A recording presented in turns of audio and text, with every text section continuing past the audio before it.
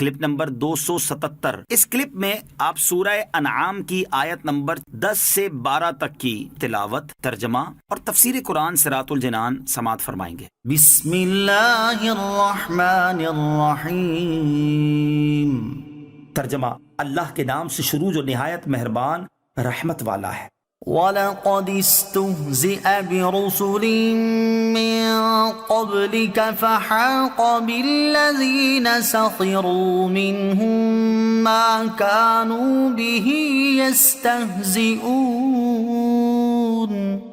ترجمہ، اور اے حبیب بے شک تم سے پہلے رسولوں کے ساتھ بھی مذاق کیا گیا، تو وہ جو ان میں سے رسولوں کا مذاق اڑاتے تھے ان پر ان کا مذاق ہی اتر آیا۔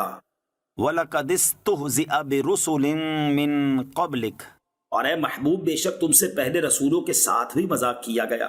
کفار نبی کریم علیہ السلام کا مذاق اڑاتے، جس سے حضور اقدس صلی اللہ تعالیٰ علیہ وسلم رنجیدہ ہوتے۔ اس پر سرکار دو عالم علیہ السلام سے فرمایا گیا کہ آپ سے پہلے رسولوں کا بھی مذاق اڑایا گیا، تو جو مذاق اڑاتے تھے ان کا نہایت بھیانک انجام ہوا اور وہ مبتلا عذاب ہوئے۔ اس میں نبی کریم علیہ السلام کی تسلی و تسکین خاطر ہے کہ آپ علیہ السلام رنجیدہ و ملول نہ ہوں۔ کفار کا پہلے انبیاء کے ساتھ بھی یہی دستور رہا ہے اور اس کا وبال ان کفار کو اٹھانا پڑا ہے۔ نیز اس میں مشرکین کو بھی تنبیہ ہے کہ وہ پچھلی امتوں کے حال سے عبرت حاصل کریں اور نبی کریم صلی اللہ تعالیٰ علیہ وسلم کے ساتھ ادب کا طریقہ ملحوظ رکھیں تاکہ پہلوں کی طرح مبتلا عذاب نہ ہوں۔ نبی کریم صلی اللہ تعالیٰ علیہ وسلم کا مذاق اڑانے والوں کا انجام۔ کفار قریش کے 5 سردار، نمبر 1 عاص بن وائل سہمی، نمبر 2 اسود بن مطلب، نمبر 3 اسود بن عبد یغوس، نمبر 4 حارث بن قیس اور ان سب کا افسر، نمبر 5 ولید بن مغیرہ مخزومی۔ یہ لوگ نبی پاک علیہ السلام کو بہت ایذا دیتے اور آپ علیہ السلام کا مذاق اڑایا کرتے تھے۔ اسود بن مطلب کے خلاف حضور اقدس علیہ السلام نے دعا کی تھی کہ یا رب عز و جل اس کو اندھا کر دے۔ ایک روز نبی پاک علیہ السلام مسجد حرام میں تشریف فرما تھے کہ یہ 5 آئے اور انہوں نے حسب دستور تان اور مذاق کے کلمات کہے اور طواف میں مشغول ہو گئے۔ اسی حال میں حضرت جبریل امین علیہ السلام حضور انور علیہ السلام کی خدمت میں پہنچے اور انہوں نے ولید بن مغیرہ کی پنڈلی کی طرف اور آس کے قدموں کی طرف اور اسود بن مطلب کی آنکھوں کی طرف، اسود بن عبد یغوس کے پیٹ کی طرف اور حارث بن قیس کے سر کی طرف اشارہ کیا اور کہا میں ان کا شر دفع کروں گا۔ چنانچہ تھوڑے عرصے میں یہ ہلاک ہو گئے۔ ولید بن مغیرہ تیر فروش کی دکان کے پاس سے گزرا تو اس کے تہبند میں ایک تیر کی نوک چبھ گئی، لیکن اس نے تکبر کی وجہ سے اس کو نکالنے کے لیے سر نیچا نہ کیا۔ اس سے اس کی پنڈلی میں زخم آیا اور اسی میں مر گیا۔ عاص بن وائل کے پاؤں میں کانٹا لگا اور نظر نہ آیا، اس سے پاؤں ورم کر گیا اور یہ شخص بھی مر گیا۔ اسود بن مطلب کی آنکھوں میں ایسا درد ہوا کہ دیوار میں سر مارتا تھا، اسی میں مر گیا اور یہ کہتا مرا کہ مجھ کو محمد صلی اللہ تعالیٰ علیہ وسلم نے قتل کیا۔ اور اسود بن عبد یغوس کو ایک بیماری استسقاء لگ گئی۔ کلبی کی روایت میں ہے کہ اس کو لو لگی اور اس کا منہ اس قدر کالا ہو گیا کہ گھر والوں نے نہ پہچانا اور نکال دیا۔ اسی حال میں یہ کہتا مر گیا کہ مجھ کو محمد صلی اللہ تعالیٰ علیہ وسلم کے رب عز و جل نے قتل کیا۔ اور حارث بن قیس کی ناک سے خون اور پیپ جاری ہوا، وہ اسی میں ہلاک ہو گیا۔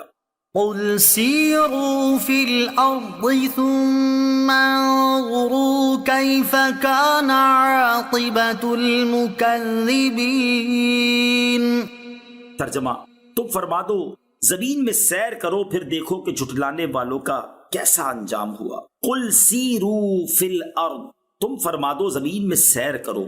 یہاں سرکار دو عالم صلی اللہ تعالیٰ علیہ وسلم کو فرمایا گیا ہے کہ اے حبیب صلی اللہ تعالیٰ علیہ وسلم عذاب کا مذاق اڑانے والوں سے فرما دیں کہ جاؤ اور زمین میں سیر کر کے دیکھو کہ جھٹلانے والوں کا کیسا انجام ہوا اور انہوں نے کفر و تکذیب کا کیا ثمرہ پایا۔ یہاں زمین سے مراد وہ زمین ہے جہاں پچھلی قوموں پر عذاب آیا اور اب تک وہاں ان اجڑی بستیوں کے آثار موجود ہیں، اور سیر کا یہ حکم ترغیب کے لیے ہے نہ کہ وجوب کے لیے۔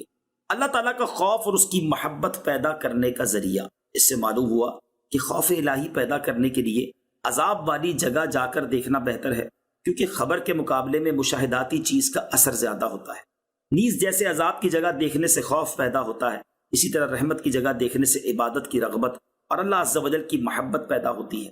لہٰذا اللہ عز و جل کی رحمت دیکھنے کے لیے بزرگوں کے آستانے جہاں اللہ تعالیٰ کی رحمتیں برستی ہیں جا کر سفر کر کے دیکھنا بھی بہتر ہے، تاکہ اللہ عز و جل کی اطاعت کا شوق پیدا ہو۔ قل لمن ما في السماوات والأرض قل لله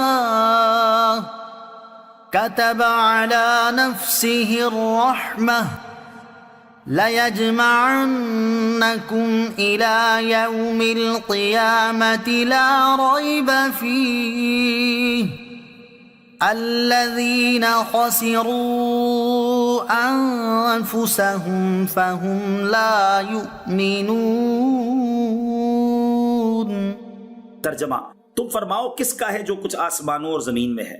فرما دو اللہ ہی کا ہے. اس نے اپنے ذمہ کرم پر رحمت لکھ لی ہے. بے شک وہ ضرور تمہیں قیامت کے دن جمع کرے گا جس میں کچھ شک نہیں. وہ جنہوں نے اپنی جانوں کو نقصان میں ڈالا ہوا ہے تو وہ ایمان نہیں لاتے. قل، تم فرماؤ. مزید فرمایا کہ اے حبیب صلی اللہ تعالی علیہ وسلم آپ ان سے پوچھیں کہ جو کچھ آسمانوں اور زمین میں ہے اس کا مالک کون ہے؟ اولاً تو وہ خود ہی کہیں گے کہ یہ سب کچھ اللہ تعالیٰ کا ہے، کیونکہ وہ اس کے معتقد ہیں.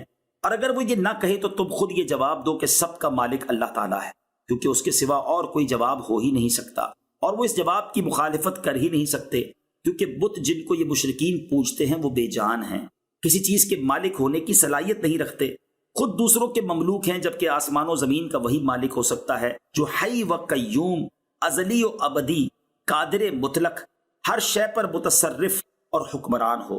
تمام چیزیں اس کے پیدا کرنے سے وجود میں آئی ہوں، ایسا سوائے اللہ تعالیٰ کے کوئی نہیں. اس لیے تمام آسمانی اور زمینی کائنات کا مالک اس کے سوا کوئی نہیں ہو سکتا. کتب علی نفسہ الرحمہ، اس نے اپنے ذمہ کرم پر رحمت لکھ لی ہے، یعنی اس نے رحمت کا وعدہ فرما لیا ہے، اور اللہ عز و جل کا وعدہ خلافی کرنا اور معاذ اللہ جھوٹ بولنا محال ہے.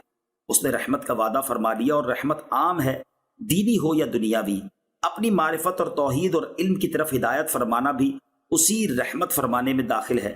یوں ہی کفار کو مہلت دینا اور سزا دینے میں جلدی نہ فرمانا بھی رحمت میں داخل ہے، کیونکہ اس سے انہیں توبہ اور رجوع کا موقع ملتا ہے.